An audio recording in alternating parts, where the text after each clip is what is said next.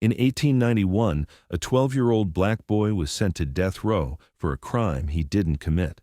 But inside those prison walls, something impossible started happening. Dying men began to heal. Wounds closed overnight. And the guards realized they were holding someone who could perform miracles. This is the true story of John Duncan, the boy who could cure anything except the hatred in people's hearts. March 1891, Yazoo County, Mississippi. John Duncan was just 12 years old when they came for him. He was a quiet boy, small for his age, with gentle eyes and soft hands. Everyone in the black community of Cypress Landing knew him. He helped old people carry water. He sang in church every Sunday. He never caused trouble. But none of that mattered when two white girls were found dead near the cotton fields. Before we continue with this incredible story, don't forget to subscribe to the channel and comment which city you're watching from. Thank you. And now, back to the story. The sheriff found John sitting under an old oak tree crying. His hands were dirty with soil. Next to him, the two girls lay on the ground, wild flowers placed carefully in their small hands. Their white dresses were stained with dried blood. John tried to explain. He said he found them like that, already dead. He said he tried to help them, tried to wake them up. But Sheriff Morton didn't want to hear it. He saw a black boy alone with two dead white girls. That was all he needed to see. They put chains on John's wrists and ankles. The chains were too big for him, made for grown men. They dragged on the ground as he walked. His mother screamed and begged, falling to her knees in the dirt. His father tried to step forward, but two deputies pushed him back hard. The whole community watched in silence as they loaded John into the back of a wagon. Nobody could do anything. Nobody dared to try. The ride to Parchman Prison took 3 days. John sat in the back of that wagon, hands chained, staring at the sky. He didn't understand what was happening. He kept thinking about the two girls, about how he found them in the woods, about how he knelt down and tried to help. He had touched their faces, felt how cold they were. He had cried over them, and now everyone thought he killed them. The wagon rolled through small towns and past cotton fields that stretched to the horizon. White people would stop and stare as they passed. Some pointed, some spat. John heard the words they called him. Words he had heard before but never understood the hate behind them until now. At night they would chain him to a tree while the sheriff and deputies made camp. John would lie on the hard ground looking up at the stars, wondering if he would ever see his family again.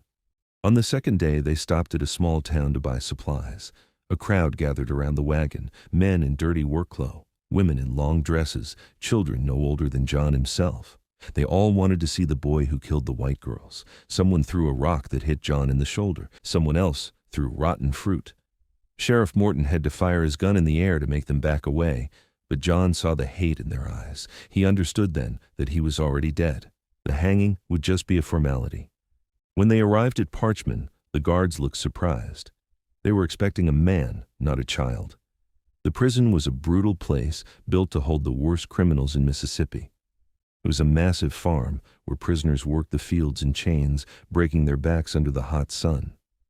The death row section was separate, a long building with small cells where men waited to hang. Deputy Warden Thomas Mitchell was the first to really look at John. Mitchell was 45 years old, a tall man with gray hair and tired eyes. He had worked at Parchman for 15 years and thought he had seen everything. But when they brought John Duncan into his office, still in chains, Mitchell felt something twist in his chest. This was a child, a scared, confused child who should be playing with friends, not sitting in chains, waiting to die. Mitchell read the charges slowly, hoping somehow they would change as he read them. Murder of 2 white girls, ages 9 and 7. The evidence was simple and damning. John was found with the bodies. His hands had blood on them. There were no other suspects. The trial had lasted less than 2 hours. The jury, all white men, took 10 minutes to decide. Guilty. Sentence.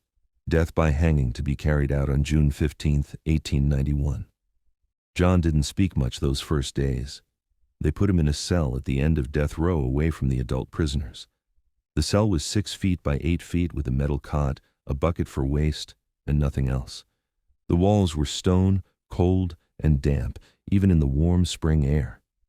A single barred window sat high up on one wall, too high for John to see out of.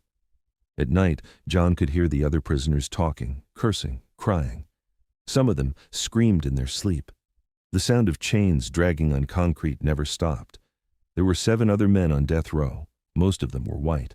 They had killed in bar fights or robbed and murdered travelers or done things even worse.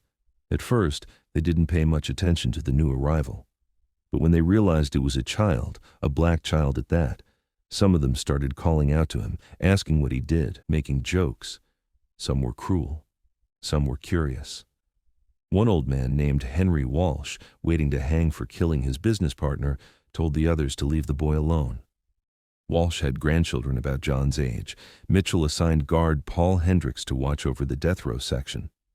Horace was a hard man, 38 years old, with scarred knuckles and a face that rarely smiled.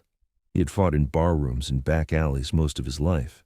He came from nothing, grew up rough, learned early that the world didn't give you anything for free. He didn't like his job much, but it paid better than field work and kept him out of the sun. When Mitchell told him about the boy, Hicks just shrugged. He didn't care who was in the cells as long as they stayed quiet and didn't cause trouble.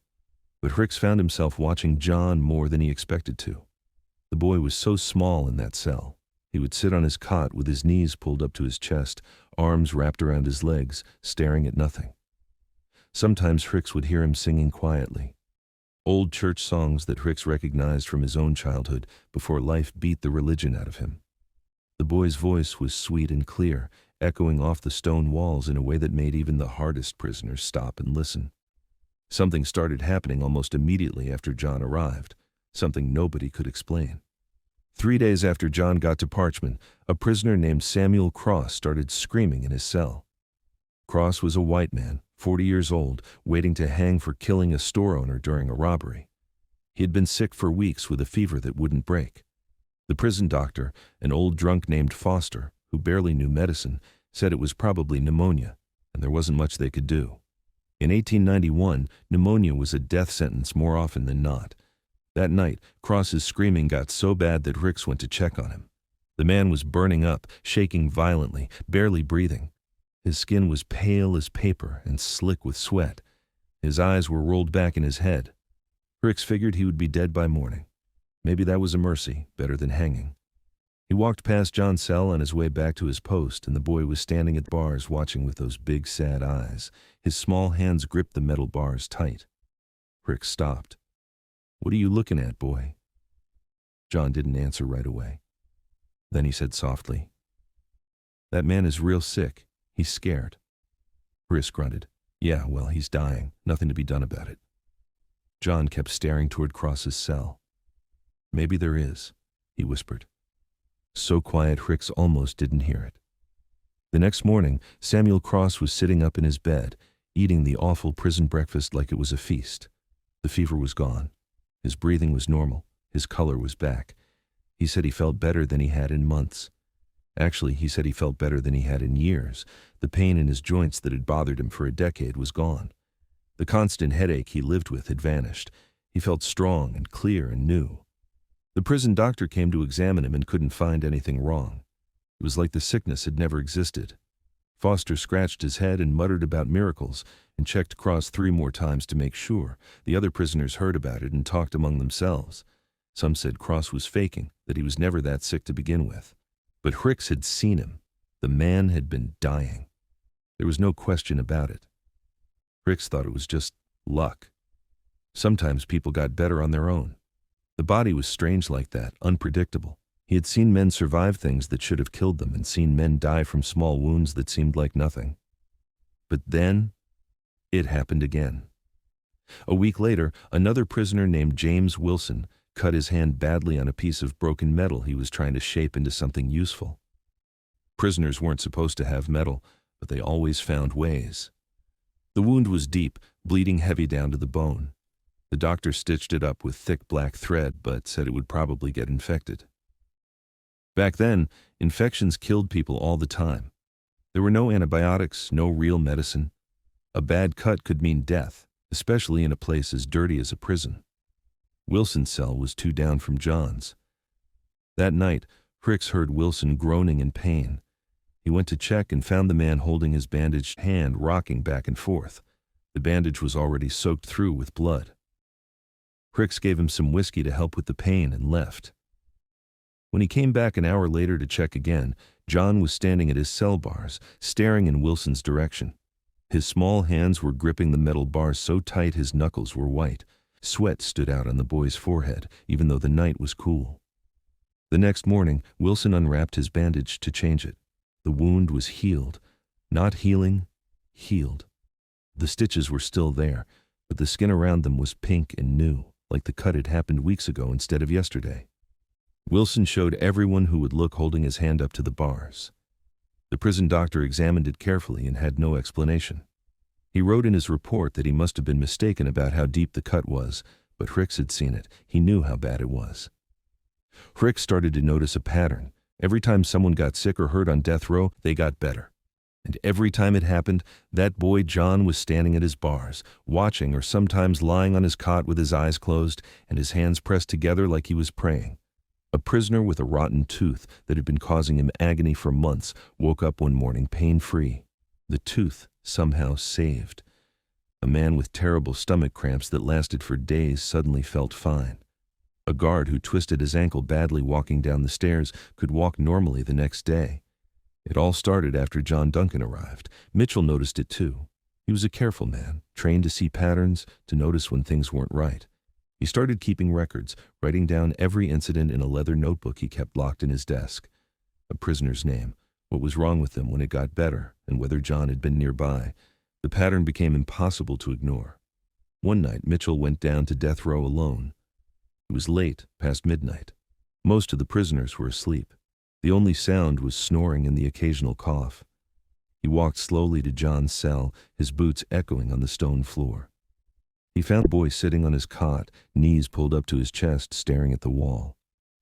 John looked up when he heard footsteps. His eyes were red like he had been crying. Mitchell pulled up a stool and sat down outside the cell bars. For a long time, neither of them spoke. Then Mitchell asked him directly, keeping his voice low so the other prisoners wouldn't hear. "Son, are you doing something to these men? Are you helping them somehow?" John didn't answer. Right away, he looked down at his hands, turning them over slowly, studying his palms like they belonged to someone else. Then he nodded once. Mitchell felt his heart beat faster. He had suspected it, but hearing the boy confirm it made it real. How? How are you doing it?" John's voice was so quiet, Mitchell had to lean closer to hear. "I don't know how, sir. It just happens. When someone's hurting real bad, I can feel it. Like their hurt is inside me too. And if I think about them hard enough, if I really want them to be okay, sometimes the hurt goes away. It moves from them to me, and then it just disappears." Mitchell asked if it hurt John when he did it. The boy nodded again, more firmly this time. "Yes, sir. It feels like their pain moves into me for a little while. Sometimes it's real bad, like burning or being cut. Then it fades away slow. But I get real tired after. Real tired, like I've been working in the fields all day."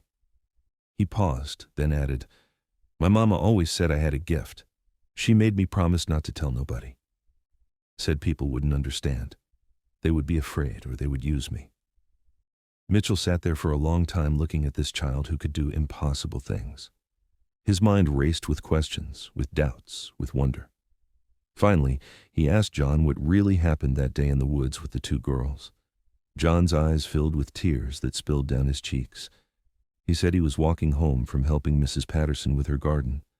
She was an old woman who lived alone, and John would go help her pull weeds and carry water twice a week. It was late afternoon, the sun getting low. He heard crying in the woods and went to look. He found the two girls lying there in a small clearing, bleeding from wounds in their chests. Their eyes were open, but not seeing. He ran to them, knelt down, tried to use his gift to heal them like he had healed others before, but they were already gone. He was too late. The gift didn't work on people who were already dead. He had tried so hard, concentrating until his head hurt, until his nose bled, but nothing happened. They stayed cold and still. He had cried over them. These two little girls he didn't even know. He had placed wildflowers in their hands because it seemed like the right thing to do, something respectful. And that's when Sheriff Morton found him. John said he had the gift for as long as he could remember. When he was little, maybe 5 years old, his grandmother got sick with a bad cough that wouldn't go away. She got weaker and weaker until she could barely get out of bed. John had climbed into bed beside her one night and held her hand, wishing real hard for her to get better, praying to God to help her. The next morning she was fine. The cough was gone. She got up and made breakfast like nothing had happened. His mother saw it happen again when John was 7. A neighbor's dog got hit by a wagon, its leg broken bad. Everyone said it would have to be shot, but John had touched the dog and the next day it was running around like normal. After that, his mother sat him down and made him promise to keep it secret. She said people wouldn't understand. They would think he was strange or dangerous, or worse, they would use him, work him like a mule until there was nothing left. So John kept it secret, only using his gift when nobody was looking, when he could help without being noticed. But that day in the woods, he panicked. He tried so hard to bring those girls back that he didn't hear the sheriff coming. Didn't realize how bad it looked. A black boy kneeling over 2 dead white girls with blood on his hands. By the time he understood what was happening, what they thought he had done, the chains were already on him, and nobody would listen to his explanation. Nobody wanted to hear the truth. Mitchell believed him. He couldn't explain why exactly, but he did. Maybe it was because he had seen too much with his own eyes to deny it. Maybe it was because no child could lie that convincingly with that much pain in his voice. Or maybe it was just that Mitchell was tired of a world where a boy like this could be condemned to death for the color of his skin, and some bad luck. Whatever the reason, he believed John Duncan was innocent. But believing the boy was innocent and proving it were two very different things. In Mississippi in 1891, a black child accused of killing white children had no chance. The courts didn't care about evidence or truth or justice. They cared about keeping white people happy and keeping black people afraid. The system was built to work this way, designed from the ground up to destroy people like John Duncan. Word about John's gift started spreading through the prison. At first, it was just whispers. Prisoners talking quietly through the walls at night when the guards weren't paying attention. But soon, everyone knew. The men on death row, the guards who worked the night shift, the prisoners and the general population who heard stories from the death row inmates during meals or work detail. Some of the prisoners started asking for Jay's help directly, calling out to him through the walls. Men with old injuries that never healed right. Men with sicknesses the doctor couldn't fix or wouldn't try to fix. Men who just hurt all the time from years of hard labor and harder living. Chris told Mitchell they needed to stop it. If word got outside the prison walls, there would be trouble. People would either think they were making it up, lying about miracles to make the prison look good, or worse, they would believe it and want to use the boy. Rich people would come demanding healing for themselves and their families. Poor people would come begging. The church might get involved, calling John a saint or a demon, depending on who you asked. It would become a circus. Mitchell agreed, but he didn't know how to stop something that happened without anyone planning it. He couldn't lock John away more than he already was. He couldn't stop people from getting sick or hurt. And he couldn't bring himself to tell John to stop helping people. Not when the boy seemed to need to do it, like it was the only thing that gave his life meaning. Then, one of the other guards, a man named Robert Clay, came to Mitchell with an idea. Clay was different from most of the guards at Parchman. He was educated, had gone to college for 2 years before money ran out. He read books, he thought about things. He was quiet and serious, and the other guards thought he was strange. Clay said if John really had this gift, if he could really heal people, they should test it properly. Bring someone who was really sick, someone dying, and see if John could help. If he could, maybe they could use that to prove John was special. Maybe they could get him a new trial, get important people interested in his case. Maybe they could save his life. Mitchell didn't like the idea. It felt wrong using a child's gift like that. It felt like they would be no better than the people his mother warned him about, the ones who would work him like a mule. But he also knew it might be John's only chance. The execution date was set for June 15th, just 3 months away now. Without something dramatic, something undeniable, something that would make people pay attention, John Duncan would hang. They would put a noose around the neck of a 12-year-old boy and drop him through a trap door. And that would be the end of it. They decided to bring in Clay's own father. Martin Clay was 68 years old and dying of cancer. The doctors had given up on him months ago. The tumor in his stomach was eating him alive from the inside. He couldn't eat solid food anymore, could barely drink water without vomiting. The pain was so bad he spent most days in a chair by the window, too tired to even read the Bible that sat in his lap. His son Robert had watched him waste away, getting thinner and weaker, the life draining out of him day by day. The doctor said he had maybe a month left, probably less. Robert Clay asked his father if he would be willing to see the boy to let John try to help him. Martin agreed without hesitation. He had nothing to lose. He was already dying. They brought Martin Clay to the prison on a Sunday morning in early May. It took 2 men to help him walk from the wagon to the warden's office. His skin had a yellow color to it. His eyes were sunken deep in his skull. He weighed maybe 90 pounds, all bones and loose skin. They put him carefully in a padded chair and brought John in. John looked at the old man, and immediately his eyes got wet with tears. He could feel the pain radiating from Martin Clay like heat from a fire on a cold night. It was overwhelming, a constant burning agony that filled every part of the old man's body. Without being told what to do, without asking permission, John walked over slowly and placed his small hands on Martin's stomach, right where Robert said the tumor was. Martin gasped at the touch. He said later, "It felt like ice water and hot fire at the same time, spreading through his body from where the boy's hands rested." John closed his eyes tight. His hands started shaking. Sweat broke out on his forehead and ran down his face. His breathing became fast and shallow. Everyone in the room watched in complete silence. Mitchell stood by the door. Robert Clay stood behind his father's chair. Ricks was there too, along with 2 other guards who had come to see for themselves. Nobody moved. Nobody spoke. The only sound was the old man's breathing and a soft humming sound that seemed to come from John himself. After about 5 minutes, that felt like 5 hours. John pulled his hands away suddenly and stumbled backward. Mitchell caught him before he fell. The boy was pale as milk, breathing hard, looking like he might pass out or throw up or both. Mitchell helped him to a chair and made him sit down. John's nose was bleeding, a thin line of red running over his lip. His hands were shaking so bad he couldn't hold them still. Martin Clay sat very still for a moment, his eyes wide. Then he took a deep breath, deeper than he had been able to breathe in months. He put his hand on his stomach, pressing gently where the tumor had been. The constant, terrible pain that had lived there for so long was gone. Just gone, like it had never existed. He looked at his son with tears running down his face. "Robert," he whispered, his voice stronger than it had been in weeks. "It doesn't hurt anymore, Robert, it doesn't hurt." Over the next week, Martin Clay got stronger. Not all at once, but steady and sure. He started eating again. Small amounts at first, then more. The yellow color left his skin. He could walk without help. He spent time in his garden again, something he thought he would never do. When his doctor examined him 2 weeks later, the man was speechless. He checked Martin 3 times, not believing what he was seeing. The tumor was smaller, much smaller. A month after that, when the doctor checked again, it was gone completely, vanished. The doctor called it a spontaneous remission, extremely rare, but medically documented in a few cases throughout history. But Martin Clay knew the truth. That boy had saved his life. That boy had given him back his future. Robert Clay became John's most devoted defender after that. He started gathering evidence with the determination of a lawyer building a case. He talked to people in Cypress Landing, Jay's home community. He found witnesses who remembered seeing John at Mrs. Patterson's house that afternoon. He found Mrs. Patterson herself, who confirmed that John had helped her in her garden and left just before the girls were killed.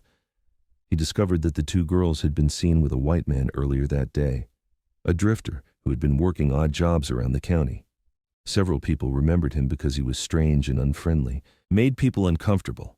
That man had left town the day after the girls died, and nobody knew where he went.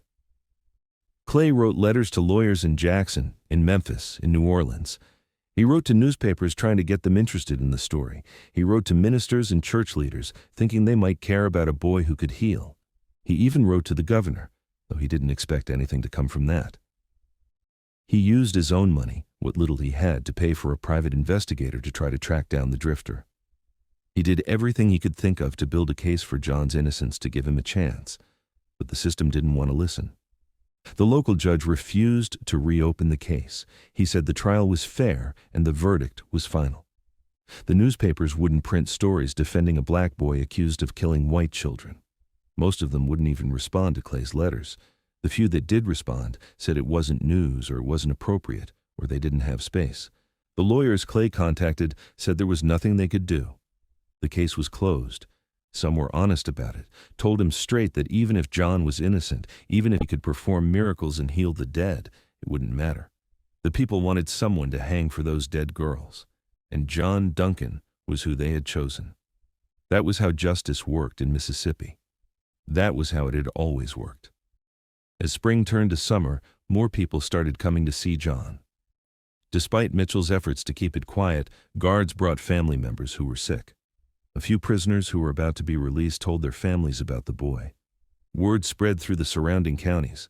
Soon, Mitchell had to turn people away almost every day.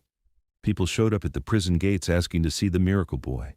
Some offered money, some begged, some demanded, saying it was their right as taxpayers or Christians or human beings. It was becoming impossible to keep secret. John helped everyone he could, everyone they brought to him. A woman with terrible arthritis who hadn't been able to use her hands in years. She came in crying from pain and left crying from joy, flexing her fingers that worked like new. A child with a twisted leg who had never walked without crutches learned to walk straight and strong. A man going blind from cataracts who could barely see light and shadow could suddenly see clearly, see his wife's face for the first time in years. Every healing left John weaker, more tired, his small body taking on damage it wasn't meant to carry. But he never said no. He never refused. Mitchell noticed the boy was getting thinner, the dark circles under his eyes growing deeper and darker. Fricks, the hard guard who never cared about much, who had spent his life looking out for himself and nobody else, started bringing John extra food, bread from his own table, an apple or piece of chicken saved from his dinner. He would sit outside the cell at night long after his shift ended and talk to the boy. At first, John didn't talk much, just listened while Fricks told stories about his life, about growing up poor and mean, about all the stupid things he had done. But slowly, John started opening up too.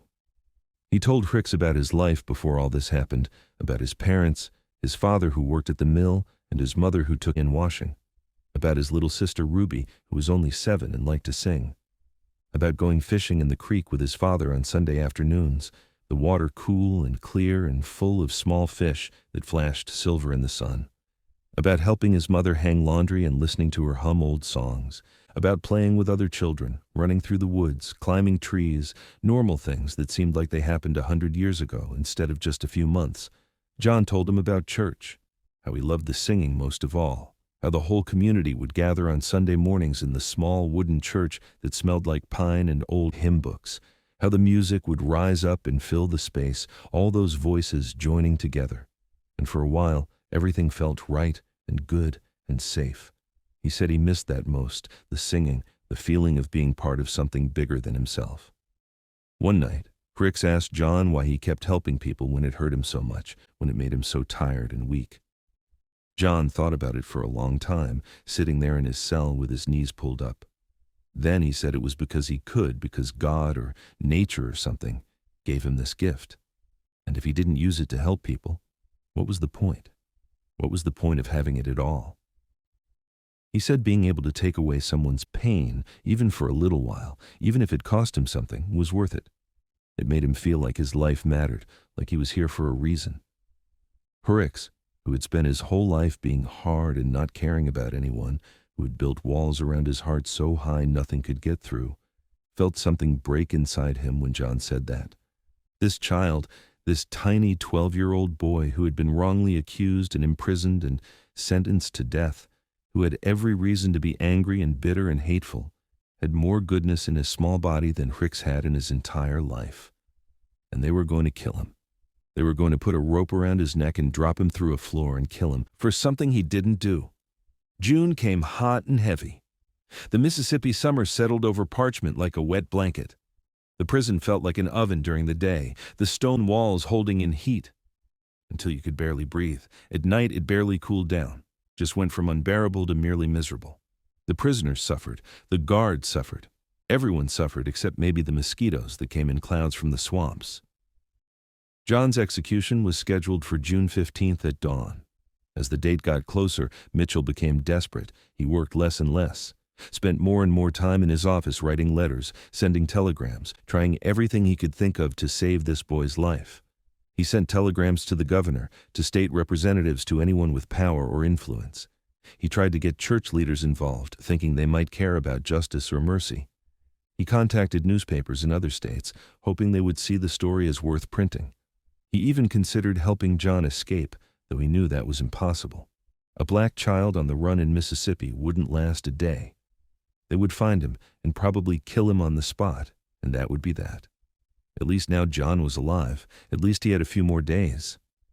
Robert Clay was at the prison almost every day now. He had left his job to focus on saving John full-time. His wife thought he was crazy, spending their savings on a lost cause, but she didn't try to stop him. Clay's father, Martin, came with him sometimes, still strong and healthy, living proof of what John could do. They would sit with John, talk to him, try to keep his spirits up. But even they could see the boy was fading. The healings were taking more and more out of him. He was so thin now his bones showed through his skin. His eyes seemed too large for his face. The night before the execution, something happened that changed everything. One of the guards, a young man named Billy Porter, was working the night shift. Porter was only 22, new to the job, still trying to prove himself to the older guards. He was walking past the cells around midnight, checking on the prisoners like he was supposed to, when he heard a sound from the direction of the warden's office. It was late, way past midnight, and nobody should have been there. The warden had gone home hours ago. Mitchell usually left by 10 o'clock. Porter went to investigate, his hand on the club at his belt. He walked slowly down the corridor toward the office, listening. He heard voices, angry and raised. He couldn't make out the words, but he could hear the emotion. When he got to the office door, which was slightly open, he peeked through.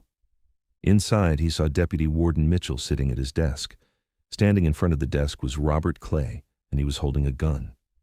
Porter froze, not sure what to do. He heard Clay shouting at Mitchell, saying he had to help John escape, that it was the only way. Mitchell was shaking his head, saying it was impossible. They would both hang for it, and John wouldn't get 10 miles before they caught him. Clay was crying, waving the gun around. He said he didn't care anymore, that he couldn't stand by and watch them kill an innocent child, that he would rather die trying to save him than live knowing he didn't try. Porter should have gone for help. That's what he was trained to do. But he was young and scared and didn't know what to do. He stood there frozen, watching through the crack in the door. He saw Clay and Mitchell arguing, saw Mitchell stand up and try to reach for the gun. They struggled, and then the gun went off. The sound was impossibly loud in the small office. Mitchell fell back into his chair, blood spreading across his chest. Clay stood there staring at the gun in his hand like he couldn't believe what just happened. Then he dropped it and ran, pushing past Porter in the doorway and disappearing into the night. Porter stood there for a few seconds in shock. Then he started shouting for help. Guards came running from all directions. They found Mitchell slumped over his desk, bleeding badly. He had been shot once in the chest just left of center. The blood was dark and coming fast. Porter tried to explain what happened, the words tumbling out. Someone ran to get the prison doctor. Someone else organized a search party to find Clay. But everyone could see Mitchell was in bad shape, real bad. They brought Mitchell down to the prison doctor's office, 4 men carrying him as gently as they could. The doctor, old Foster, with his shaking hands and whiskey breath, took one look at the wound and shook his head. The bullet had gone through Mitchell's lung. He was drowning in his own blood, choking on it. His breathing was wet and rattling. His skin was turning gray. Foster said there was nothing he could do. Mitchell would be dead within the hour, maybe less. The nearest real hospital was 2 days away by horse and wagon. There was no time. There was nothing anyone could do. He stood there watching his boss and friend dying, blood bubbling from his lips with each shallow breath. And suddenly, he knew what had to be done. He didn't think about it, didn't plan it, just acted. He ran down to death row, his boots pounding on the stone floor. He grabbed the keys from the wall and unlocked John's cell. John was awake, sitting on his cot, looking scared. He had heard the gunshot, heard the shouting. Chris grabbed the boy's arm and pulled him up. "Come with me now." John didn't ask questions, just followed as Hicks dragged him through the corridors back to the doctor's office. The other guards tried to stop them, asking what Hicks was doing, but he pushed through them. He didn't care anymore about rules or consequences. He had spent his whole life following rules. And where had it got him? Nowhere good. He brought John into the room where Mitchell lay dying. Mitchell's eyes were half closed, his breathing rattling and wet with blood. There was so much blood on his shirt, on the table, on the floor. Cricks practically threw John toward the table. "Help him," Cricks said, his voice breaking. "Please, son, he's a good man. He tried to help you. He's been trying to save you. Please." John looked at the dying man, and his eyes went wide. He could feel the damage inside Mitchell's body, could feel the torn lung and the blood filling up his chest and the heart struggling to keep beating. It was bad, worse than anything he had tried to heal before. But he didn't hesitate. He climbed up on a stool so he could reach better and placed both his small hands over the wound on Mitchell's chest. Blood soaked through his fingers, warm and sticky. He closed his eyes and concentrated harder than he ever had before. Everyone in the room watched in silence as the boy's hands began to glow with a soft blue light. At first, it was so faint they thought they were imagining it, that it was just the lamplight playing tricks. But it got brighter, pulsing in rhythm with Mitchell's failing heartbeat. The light grew and grew, casting strange shadows on the walls, turning everything in the room blue and cold and beautiful. John started to shake violently. His nose began to bleed, thin lines of red running down over his lips and chin. He made a sound deep in his throat, half cry and half moan. But he didn't stop. He kept his hands pressed to Mitchell's chest, even as his own body trembled and shook. The light got brighter and brighter, so bright that everyone had to look away to shield their eyes. It filled the room like lightning, like the sun itself was shining through that boy's hands. Then suddenly, it stopped. The light vanished like someone blew out a candle. John collapsed, his small body crumpling like paper. He fell off the stool and hit the floor hard. Cricks caught him, rolled him over. The boy's eyes were open, but not seeing anything, staring at nothing. Blood ran from his nose and ears, staining Cricks's shirt. His breathing was shallow and fast, like a bird's. When Cricks picked him up, the boy felt like he weighed nothing at all, like he was made of paper and air and light instead of flesh and bone.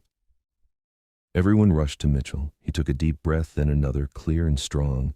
The wet rattling was gone. The blood stopped flowing from the wound. Someone opened his shirt to look and gasped. Where the bullet hole had been, there was only pink new skin. The bullet itself had been pushed out somehow, lying on the table in a pool of blood. Mitchell's eyes opened fully. He looked around confused, touching his chest. "What happened?" he asked. His voice was steady and strong. "I feel fine. I feel good." But John didn't move. They carried the boy back to his cell and laid him on the cot as gently as they could. The doctor tried to examine him but didn't know what was wrong. There were no visible injuries except the blood from his nose and ears. His heartbeat was weak and irregular. His skin was cold as ice. His eyes were open but seeing nothing. It was like he was fading away from the inside, piece by piece, like a candle burning down to nothing. Mitchell, fully healed now, like he had never been shot, sat beside John's cart and held the boy's small, cold hand. He was crying, tears running down his face into his beard. "What did I do?" he kept saying over and over. "What did I do to him? He saved me and I killed him. What did I do?" John opened his eyes once, several hours later. The sun was starting to come up, pink light filtering through the high window. He looked at Mitchell and smiled just a little, his lips barely moving. "It's okay," he whispered, his voice so faint Mitchell had to lean down close to hear. "You're a good man. You tried to help me. I know you tried. It's okay." Then his eyes closed again, and he didn't open them for a long time. Dawn came on June 15th, the day John was supposed to hang. But instead of preparing an execution, the guards stood around his cell watching a child die slowly. Mitchell sent word to cancel everything. He told them to dismantle the gallows to send the witnesses home. He didn't care anymore about orders or the law or what people would say. If they wanted to fire him, let them. If they wanted to charge him, fine. He wasn't going to let this boy's last hours be spent preparing to kill him. They caught Robert Clay trying to board a train in Jackson, trying to leave the state. The local sheriff brought him back to Parchman to face charges for shooting Mitchell, but Mitchell refused to press charges. He said it was an accident, that the gun went off during a struggle over something else entirely, that Clay was trying to leave for personal reasons that had nothing to do with the shooting. The sheriff didn't believe him, but without Mitchell's cooperation, there was no case. They had to let Clay go. Clay went immediately to the prison when he heard John was dying. They let him in. He ran down to death row and fell to his knees beside John's cut. The boy was barely conscious by then. 3 days had passed since he healed Mitchell. In that time he hadn't eaten or drunk anything. His body seemed to be shutting down system by system, like a machine running out of power. Clay sat beside him and cried like a child. He told John he was sorry, that he never meant for any of this to happen, that he only wanted to save him. John squeezed his hand weakly, the only sign that he heard. Mitchell finally sent word to John's parents on the 4th day. He should have done it sooner, but he kept hoping the boy would get better, that he wouldn't have to make that terrible letter. But John was getting worse, not better. His breathing was shallow and irregular. His skin was gray. His eyes stayed closed. The doctor said there was nothing medically wrong with him, but he was dying anyway. Dying from the inside out. John's parents came as fast as they could, traveling 2 days without stopping to rest or sleep. When they finally arrived at Parchman and the guards brought them down to death row, John's mother saw her son lying on that narrow cot and let out a sound that nobody who heard it ever forgot. It wasn't a scream or a cry. It was something deeper and more terrible, a sound of pure grief that seemed to come from the bottom of her soul. She ran to the cell, and the guards unlocked it quickly, letting her in. She climbed into the narrow cot with John, gathering his small, thin body into her arms.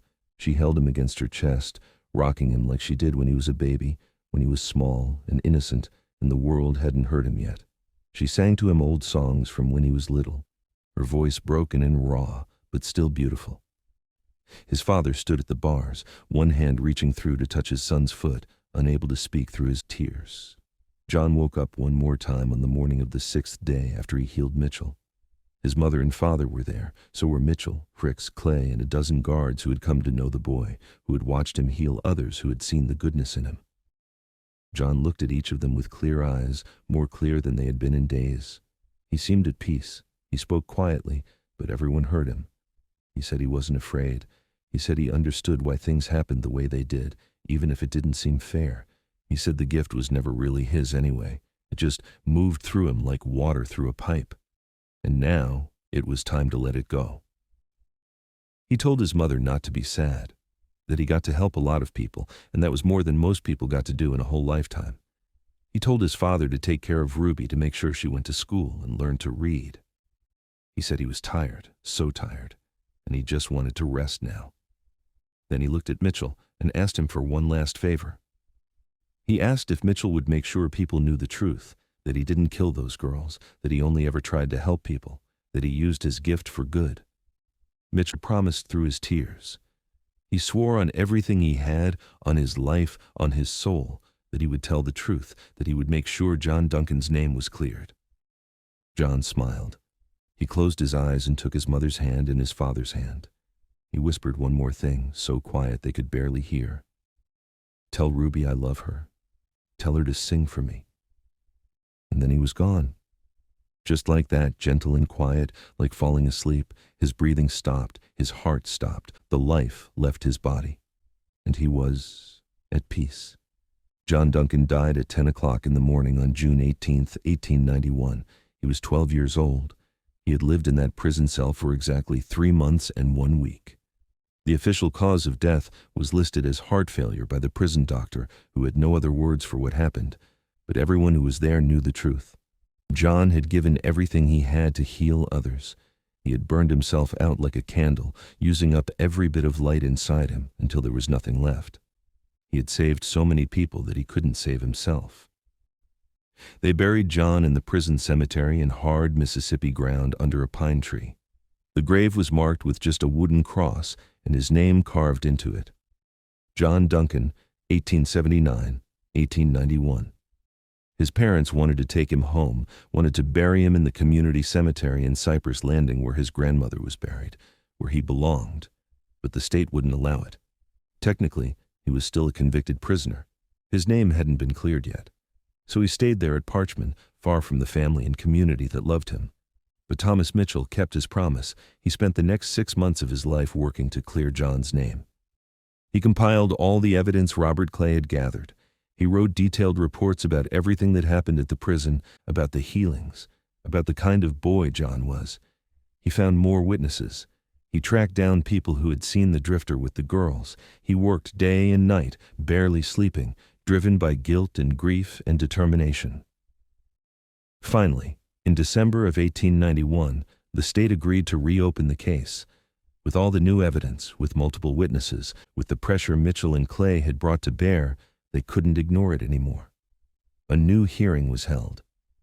The judge reviewed everything, and on Christmas Eve, 1891, John Duncan was officially declared innocent. His conviction was overturned. The state admitted quietly and without much fanfare that they had executed the wrong person. Well, they hadn't executed him, but they had killed him just the same.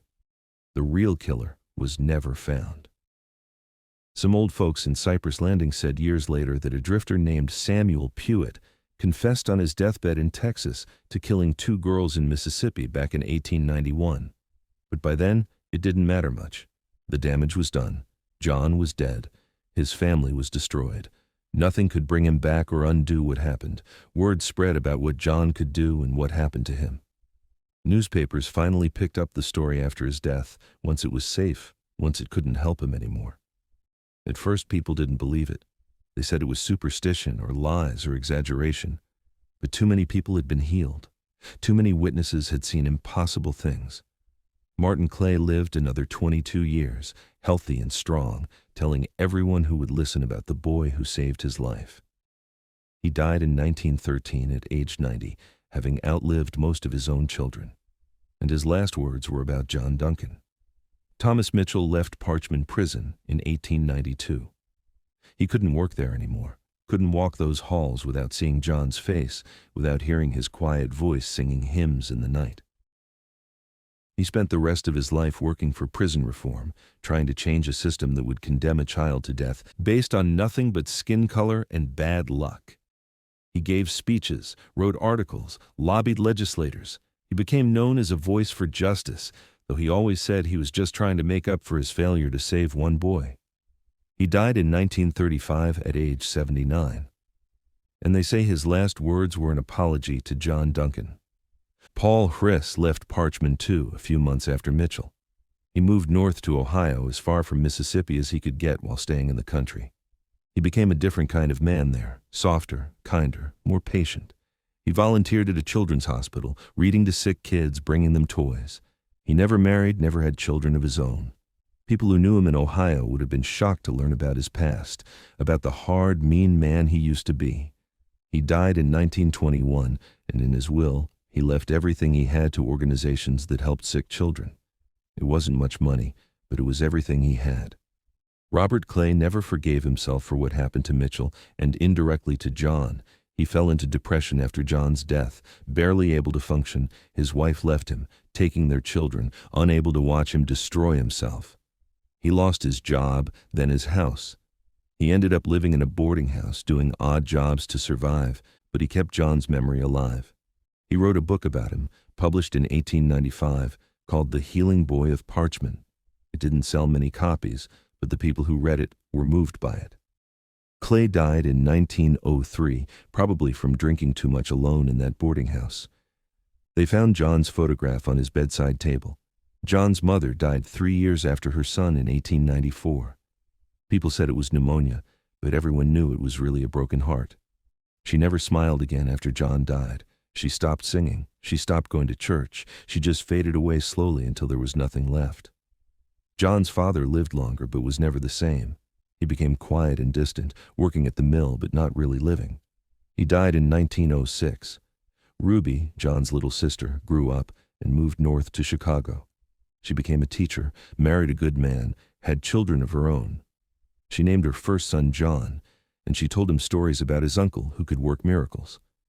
When Ruby died in 1957 at age 73, she was buried with a photograph of her brother that she had carried with her whole life. Over the years, people started visiting Jay's grave at Parchman. At first, just a few people, family members, or people from Cypress Landing who remembered him, then people who had heard the stories, then people who had been healed by him, or children and grandchildren of people who had been healed. They brought flowers. They brought prayers. They brought small tokens, things John might have liked. Some brought their sick children and prayed over the grave, hoping for healing, even though John was long gone. They said sometimes they felt a warmth in the air around the grave, like John was still there somehow, still trying to help. The wooden cross rotted away after a few years, weathered by sun and rain. Someone from the community replaced it with a stone marker in 1895. Then, in 1910, someone else paid for a proper headstone made of marble. It had an inscription that read John Duncan, 1879-1891. He healed the sick and loved his enemies. Gone but never forgotten. By 1920, there was a small fence around the grave painted white, kept neat by volunteers. People left flowers there year-round. On the anniversary of his death, June 18th, people would gather for a memorial service. They sang the old hymns John used to sing. They told stories about him. They reminded each other that one boy, one small, powerless boy, had changed dozens of lives just by refusing to let hate and fear turn him cruel. Medical science would eventually explain some of what John could do, or at least try to. Doctors and researchers became interested in cases of spontaneous healing, in the power of touch and belief, in things that seemed impossible but happened anyway. Some said John had been a fraud, that the healings were coincidence or misdiagnosis, but they couldn't explain Martin Clay's tumor vanishing. They couldn't explain wounds closing overnight. They couldn't explain a bullet wound healing in seconds. So mostly they just avoided talking about it because it didn't fit into their understanding of how the world worked. But no scientific explanation could capture what John Duncan really was. He was a boy who chose kindness in a world full of cruelty. He was someone who gave everything, literally everything, to help others. He was proof that real power doesn't come from violence or hate or fear, but from love and compassion and the willingness to sacrifice yourself for someone else. The prison at Parchman still stands today, though it's been rebuilt and changed many times over the years. But the old death row section where John spent his last days was torn down in 1934. Some of the guards who worked there before it was demolished swore they could hear a child singing at night when they worked late shifts. They said the voice was beautiful and sad, singing old hymns that their grandmothers used to sing. They said the sound made them feel peaceful, like someone was telling them everything would be okay, that there was something beyond this hard world, something better waiting. Thomas Mitchell lived until 1935, long enough to see some of the changes he fought for. In his final days, surrounded by children and grandchildren, he told the story one more time about John Duncan, about the bullet wound that should have killed him, about the boy who gave his own life to save a man who couldn't save him in return. He said it was the greatest gift anyone ever gave him, and the greatest shame he ever carried. He said if he could go back and change things, he would have broken John out of that prison, even if it meant hanging for it. He would have done anything to save that boy. The truth is, nobody really knows what John Duncan was or how he did what he did. Maybe it was a gift from God. Maybe it was something in his body, some genetic accident that science still can't explain. Maybe it was just love made visible, the purest form of human compassion turned into something physical and real. Or maybe it was all three at once, or something else entirely that we don't have words for. What we do know is this. In 1891, a 12-year-old black boy was sentenced to death for a crime he didn't commit. And in the short time he had left facing his own death, he chose to heal instead of hate. He chose to give instead of take. He chose to love people who were part of the system killing him. That's not just a miracle of the body, that's a miracle of the soul. That's proof that even in the darkest places, even in the most broken systems, even when the world is cruel and unjust and wrong, there can still be light. There can still be goodness. There can still be hope. John Duncan's gift wasn't just healing bodies, it was healing souls. Everyone who met him, everyone who witnessed what he could do, everyone who heard his story was changed by it. Some became better people. Some fought harder for justice. Some simply remembered that there's more to this world than what we can see and touch and understand. Some realized that every single person, no matter how small or powerless they seem, has the ability to change the world. The boy who could heal anything except the hatred in people's hearts didn't actually fail at that either, because his story, his sacrifice, his choice to love instead of hate changed hearts too. Maybe not all of them. Maybe not even most of them, but some. And sometimes, some is enough. Sometimes one light in the darkness is enough to help others find their way. More than 130 years have passed since John Duncan died in that prison cell. The world has changed in ways he couldn't have imagined, but his story remains, passed down through generations, told and retold, reminding us of something we too often forget. That kindness is its own kind of power. That love can overcome hate. That one person's choice to be good can ripple out through time and touch lives they never even knew existed. Today, if you visit the old Parchment prison grounds, you can still find Jay's grave. It's well maintained now, a historical site that people visit from around the country. The marble headstone stands, though weathered by more than a century of rain and sun. Fresh flowers are always there, left by visitors who never knew John, but who know his story. Some leave notes, prayers, wishes. Some leave coins, an old tradition meaning someone was there. Someone remembered. Some just stand there for a while, quiet, thinking about a boy who died more than 100 years ago, but whose light still shines. And if you stand there long enough, quiet enough, some people swear you can feel something, a warmth in the air, a sense of peace.